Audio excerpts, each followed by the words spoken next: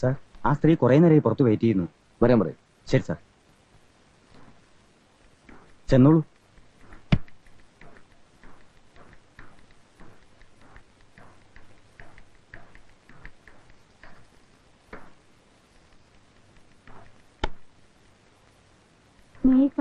Yes.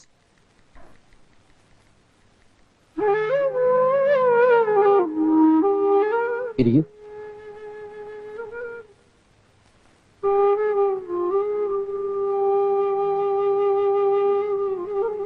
എന്താ, എന്തിനാ കരയുന്നത്? എനിക്ക് എന്റെ മോളെ തിരിച്ചു തരണം. ഓഹോ, നിങ്ങളാണല്ലേ ആ പ്രസ്തുത കഥാപാത്രം.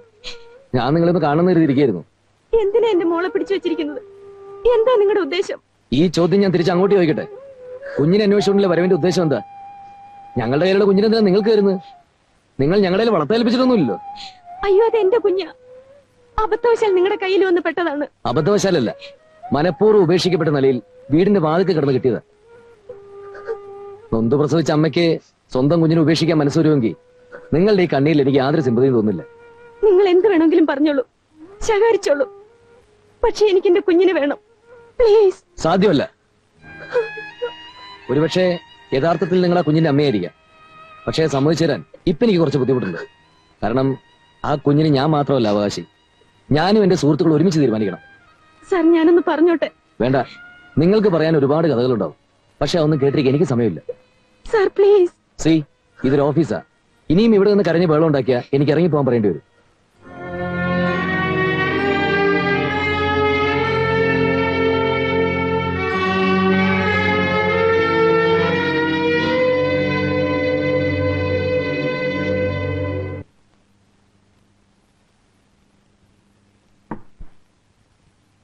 അപ്പോഴത്തെ ഒരു മൂടിന് മുഖത്തടിച്ചാൻ അങ്ങനെയൊക്കെ പറഞ്ഞെങ്കിലും പിന്നീട് ആലോചിച്ചപ്പോ വിഷമം തോന്നി.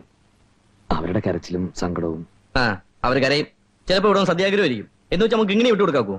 മദർ ഫീലിങ്സ് അത്ര നിസ്സാരമായിട്ട് തള്ളിക്കളയാൻ പറ്റില്ല. ഞാൻ സമ്മതിക്കില്ല. അമ്മയുടെ മുലപ്പാല് കുടിച്ചാണ് കുഞ്ഞുങ്ങൾ വളരേണ്ടത്. അമ്മയുടെ താരാട്ട് കേട്ടാണ് കുഞ്ഞുങ്ങൾ ഉറങ്ങേണ്ടത്. പേറ്റുനോവിന്റെ ദണ്ണം പെറ്റ തള്ളക്കറിയൂ. താൻ പറ്റിട്ടുണ്ടോ? ഞാൻ പെറ്റിട്ടില്ല. പിന്നെ പെറ്റൊരു പറഞ്ഞു കേട്ടുള്ളതാ. പൊന്നെ, തനിക്ക് ഇവിടെ ജോലി ചെയ്ത് മതിയായെന്ന് തോന്നുന്നുണ്ടോ? എന്താ ചേട്ടപ്പ അങ്ങനെ ചോദിക്കണേ? താൻ ഇവിടെ ജോലി ചെയ്യുന്നതുകൊണ്ട് ഞങ്ങൾക്ക് ഉപദ്രവമില്ലാതെ വിശേഷിച്ച് ഒരു ഗുണം ഉണ്ടായിട്ടില്ല. ഉണ്ണി പറയട്ടെ. എന്താ ശരിയല്ലേ? ഞങ്ങൾ കൊച്ചിനെ നോക്കാൻ വേറെ ആളെ നോക്കിക്കോളാം. എന്തോ എന്നെ ആരോ വിളിക്കുന്നുണ്ട്. 6 മാസം മുമ്പ് എനിക്ക് നോട്ടീസ് തരാണ്ട് എന്നെ പിരിച്ചുവിടാൻ പറ്റില്ല കേട്ടാ. ഉള്ള കാര്യം ഞാൻ പറയാം. ഒരു കാര്യം ഉറപ്പാ, കിങ്ങിണി അവരുടെ മോള് തന്നെയാ. എന്തെങ്കിലും സീരിയസ് ആയ പ്രശ്നത്തിന്റെ പേരിലാവും ഉപേക്ഷിച്ചിട്ട് പോയത്. ശരി, പക്ഷെ നമ്മുടെ ഡോറിന്റെ മുമ്പിൽ കൊണ്ടുവച്ചിട്ട് പോകേണ്ട കാര്യം? എന്തുകൊണ്ട് ഡോറ് മാറിപ്പോയതായിക്കൂടാ? എങ്ങനെ? അനന്തപത്മനാഭന്റെ ഡോറിന്റെ മുൻവശവും നമ്മുടെ ഡോറിന്റെ മുൻവശവും ഒന്ന് തന്നെയല്ലേ? അവിടെ കൊണ്ടുവന്ന് വെച്ചായിക്കൂടെ? ഏയ്, പട്ടർ എത്രക്കാരനൊന്നുമല്ല. അങ്ങനെ പറയാൻ വരട്ടെ. ആ കിളവൻ ആദ്യം അന്വേഷിച്ചു വന്നത് അനന്തപത്മനാഭനെയാ. അനന്തപത്മനാഭൻ സാർ 2-3 ദിവസം മുമ്പ് പോയല്ലോ, കുറ്റിയൊക്കെ ആയിട്ട്. പോയോ? എങ്ങോട്ട്? നാട്ടിലേക്കാണെന്നാ പറഞ്ഞേ. പിന്നെന്താ ടൂർ ഉണ്ടെന്നോ വരാൻ 2-3 മാസാവുന്നോ എന്നൊക്കെ പറഞ്ഞു കേട്ടു. ഇനി മുങ്ങിയതാവൂ? പട്ടര് പെട്ടെന്ന് എങ്ങനെ പോയെങ്കിൽ അതൊരു സാധാരണ പോക്കല്ല. മുങ്ങി തന്നെ ഉറപ്പാ.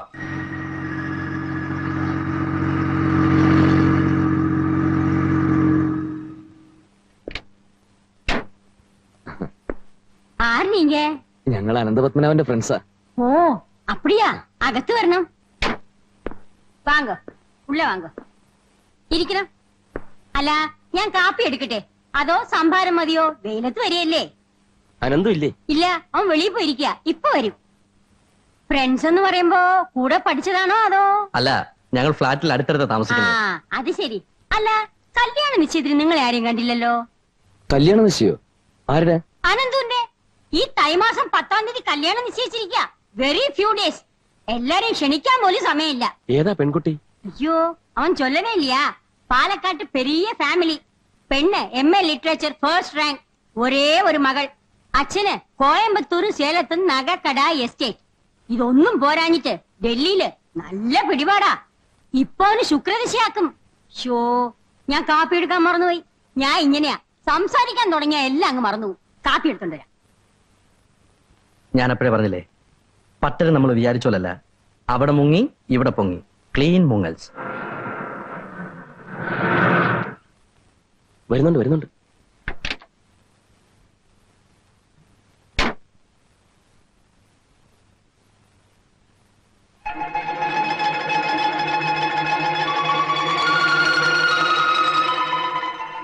പതിവില്ലാതെ നിങ്ങൾ എവിടുന്ന്? കല്യാണമൊക്കെ നിശ്ചയിച്ചിട്ട് രഹസ്യമാക്കി വെച്ചിരിക്കുകയാണല്ലേ? പെട്ടെന്നാണ് തീരുമാനിച്ചത്. എല്ലാം അമ്മയുടെ ആഗ്രഹം. അതെ, കാര്യങ്ങളൊക്കെ തീരുമാനിച്ച സ്ഥിതിക്ക് ഇനി എങ്ങനെയാടാ? എന്താ? അല്ല, കല്യാണത്തിന് മുമ്പ് ചിലർക്ക് അങ്ങനെയുള്ള ചില കണക്ഷൻസ് ഒക്കെ ഉണ്ടാവും. അത് സർവ്വസാധാരണമാണ്. പിന്നെ. എന്ന് വെച്ചാൽ അവരെ തന്നെ കല്യാണം കഴിക്കാവൂ. പിന്നെ നിങ്ങൾ എന്തായി പറഞ്ഞു വരുന്നത്? എനിക്ക് മനസ്സിലാവുന്നില്ല. പക്ഷെ ആ കണക്ഷനിൽ ഒരു കുഞ്ഞുണ്ടാകുക എന്ന് പറയുമ്പോഴാണല്ലോ പ്രശ്നം. അല്ല, സാറിനെ ഞങ്ങൾ തെറ്റിദ്ധരിച്ചിട്ടൊന്നുമില്ല. ഈ പ്രായത്തിലുള്ള ചെറുപ്പക്കാർക്ക് സാറിന് പറ്റാവുന്ന വാട്ട് യു മീൻ? അല്ല, ഞങ്ങളുടെ കിങ്ങിണി മോളുടെ അമ്മയാണെന്ന് പറഞ്ഞുകൊണ്ട് മായ എന്ന് പേരുള്ള ഒരു സ്ത്രീ നിരന്തരം ഞങ്ങളെ ശല്യപ്പെടുത്തിക്കൊണ്ടിരിക്കുക. അവർ സാറിന് ആരെങ്കിലും ആണെന്ന് അറിഞ്ഞാൽ കൊള്ളായിരുന്നു. മായ? അങ്ങനെ ഒരു സ്ത്രീ എനിക്കറിയില്ല. അറിയില്ല? ഞാൻ പറഞ്ഞില്ല അപ്പോഴേ. സാർ അത്രക്കാരനല്ല. പിന്നെ എങ്ങനെ കിങ്ങിണി ഈ സാറിന്റെ മോളാവുന്നത്? എന്റെ മോളോ? അയ്യോ, അങ്ങനെയല്ലേ സ്ത്രീ പറഞ്ഞത്? അങ്ങനെയല്ല, പക്ഷെ അതുപോലെ ഏതാണ്ടാ പറഞ്ഞത്. അതെ. Mind your words. എനിക്ക് അങ്ങനെ ഒരു സ്ത്രീ അറിയില്ല. എനിക്ക് അങ്ങനെ ഒരു കുഞ്ഞുമില്ല. മനഃപൂർവ്വം അവമാനിക്കാൻ വേണ്ടിയിട്ടാണോ നിങ്ങളുടെ പുറപ്പാട്? സാർ തെറ്റിദ്ധരിക്കരുത്. ഞങ്ങളൊരു ഡൗട്ട് ക്ലിയർ ചെയ്യാൻ ചോദിച്ചതല്ലേ ഉള്ളൂ. എങ്കിൽ ഞങ്ങൾ ഇറങ്ങട്ടെ. ഇതുവഴി പോയപ്പോ ചുമ്മാ കയറുന്നേ ഉള്ളൂ. സാറിനൊന്നും ഓർത്ത് മനസ്സ് വിഷമിപ്പിക്കരുത്. ഇവന്മാര് വെറുതെ തമാശ പറഞ്ഞ. അല്ല, ഇനിയിപ്പോ കൊച്ചിന്റെ തന്തയെ തെരഞ്ഞു കണ്ടുപിടിക്കണമല്ലോ.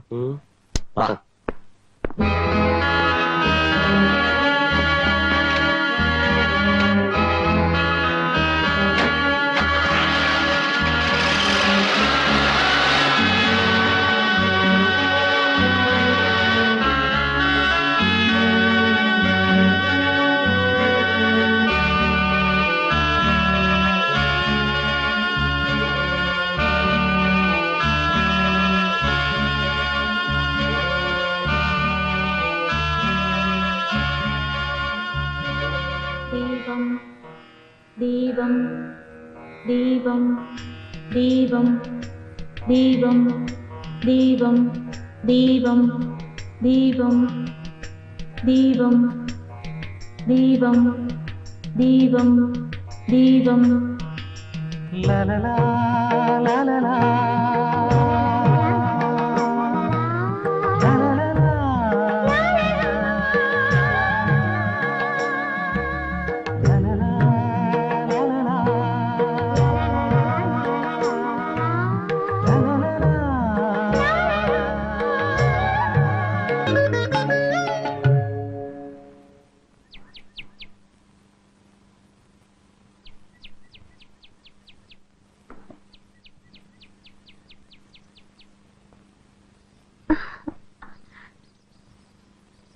എന്തിനാ കഷ്ടപ്പെട്ട് ഇത്രയധികം പഠിക്കുന്നത്? ഇപ്പൊ തന്നെ നല്ലൊരു ജോലി ഉണ്ടല്ലോ. ഈ ജോലി പോരാ, വലിയൊരു ജോലി വേണം. ഒത്തിരി ഒത്തിരി ഉയരത്തിലെത്തണം. ആഗ്രഹിച്ചതൊക്കെ നേടണം, നിന്നെ അടക്കം.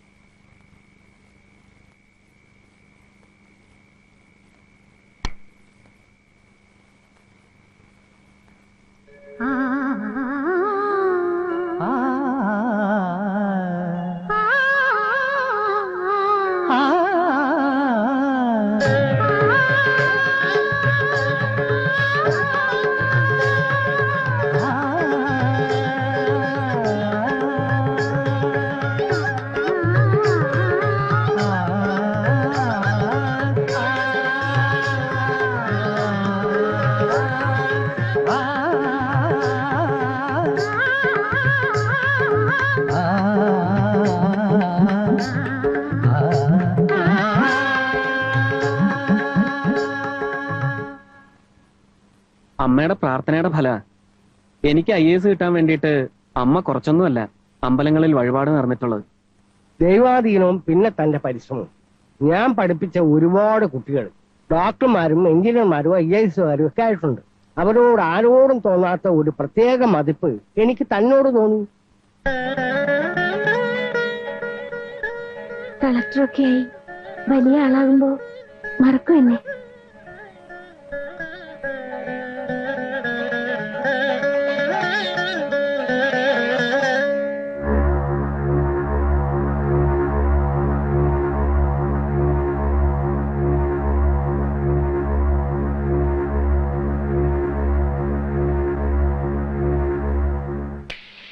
വേണ്ട, അനന്തേട്ടൻ ഉദ്ദേശിക്കുന്ന എന്താണെന്ന് എനിക്കറിയാം. അത് നടക്കില്ല. നമ്മുടെ നന്മയ്ക്ക് വേണ്ടിയിട്ടാണ് മായ ഞാൻ ഈ പറയുന്നത്. ഈ കുഞ്ഞിനെ നശിപ്പിച്ചുകൊണ്ടുള്ള ഒരു നന്മ എനിക്ക് വേണ്ട. മായ, ഞാൻ പറയുന്നതൊന്ന് മനസ്സിലാക്ക്. ഉടനെ ഒരു വിവാഹം, കുഞ്ഞ്, കുടുംബം, ഒരു തയ്യാറെടുപ്പും ഇല്ലാതെ ശരിയാവില്ല അത്. അടുത്ത മാസം എനിക്ക് ട്രെയിനിങ്ങിന് പോകണം. 1 വർഷം മസൂറി, പിന്നെ 1 വർഷം നാട്ടിൽ, എന്നിട്ട് എവിടെയെങ്കിലും ഒരു പോസ്റ്റിംഗ്. അതൊക്കെ കഴിഞ്ഞേ എനിക്ക് വിവാഹത്തെ പറ്റി ചിന്തിക്കാനാവും. ഇങ്ങനൊരവസ്ഥയിൽ അതുവരെ കാത്തിരിക്കാൻ പറ്റുമോ? അതുകൊണ്ടാണ് തൽക്കാലം ഇത് വേണ്ടെന്ന് വെക്കാൻ പറയുന്നത്. ഇല്ല, ഞാൻ സമ്മതിക്കില്ല. മായ വെറുതെ വാശി പിടിക്കരുത്. അനന്തോട്ടന്റെ കാര്യം മാത്രമേ ഉള്ളൂ. എന്റെ ഫീലിങ്സ് എന്താ മനസ്സിലാക്കാത്തത്? തന്റെ ഈ ഫീലിങ്സ് ഉണ്ടല്ലോ, അതൊരുമാതിരി ചില സില്ലി പെണ്ണുങ്ങളുടെ ഫീലിങ്സാ. ശരിയാണ്, ഈ കാര്യത്തിൽ ഞാൻ വേറെ സില്ലിയ.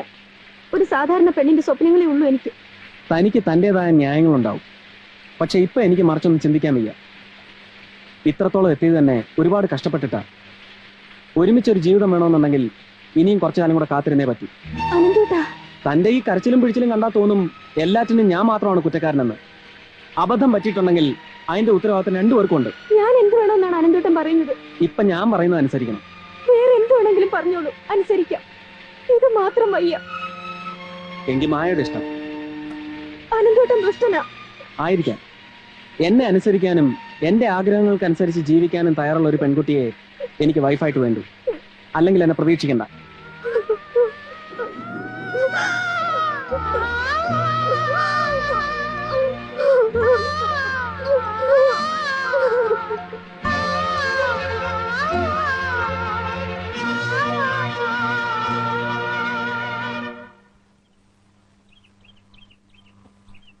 അടുത്ത മാസമല്ലേ ട്രെയിനിങ്ങിന് പോകുമെന്ന് പറഞ്ഞത്? പിന്നെ പെട്ടെന്നൊരു യാത്ര? പുറപ്പെടുന്നതിന് മുമ്പ് വീട്ടിൽ ചില കാര്യങ്ങളുണ്ടായിരുന്നു. അമ്മ മാത്രമല്ലേ ഉള്ളൂ അവിടെ. അപ്പ ബാങ്കില് ജോലിയോ? റെസിഗ്നേഷൻ കൊടുത്തു. ഇനി അപ്പ ഇങ്ങോട്ടൊന്നും വരണ്ടാവൂല അല്ലേ? നല്ലത് വരട്ടെ. ഞങ്ങളൊക്കെ എന്നും പ്രാർത്ഥിക്കും. മായയെ കണ്ടില്ല. അവൾ അമ്പലത്തിൽ പോയിരിക്കുക.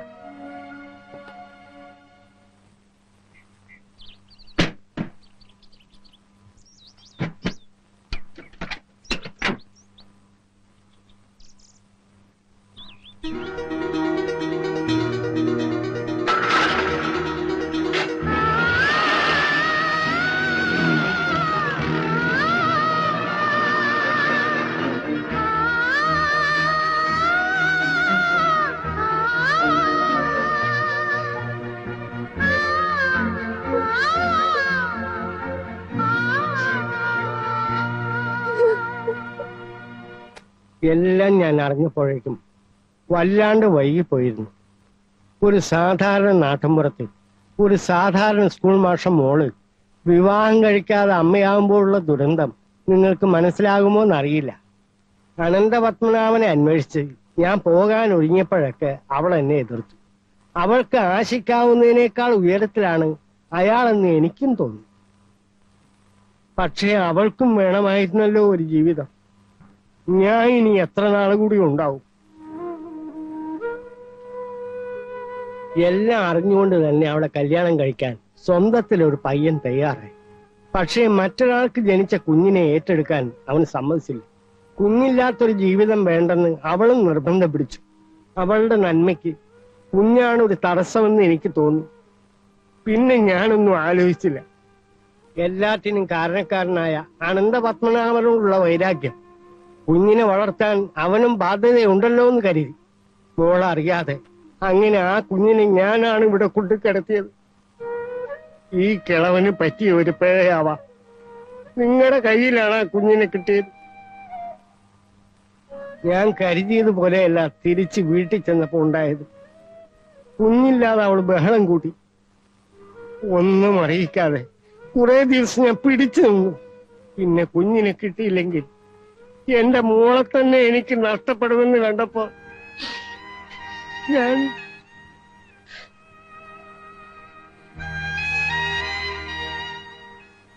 ഇനിയെങ്കിലും എന്റെ മോളെ വിഷമിപ്പിക്കാതെ ആ കുഞ്ഞിനെ തിരിച്ചു തന്നൂടെ? അമ്മാവന് വിഷമം തോന്നരുത്. അമ്മാവൻ ഈ പറഞ്ഞ കഥകളൊക്കെ സത്യമാണെന്നുള്ളതിന് എന്താ തെളിവ്? ഞങ്ങൾ അറിഞ്ഞിടത്തോളം അനന്തപത്മനാഭൻ വളരെ മാന്യന.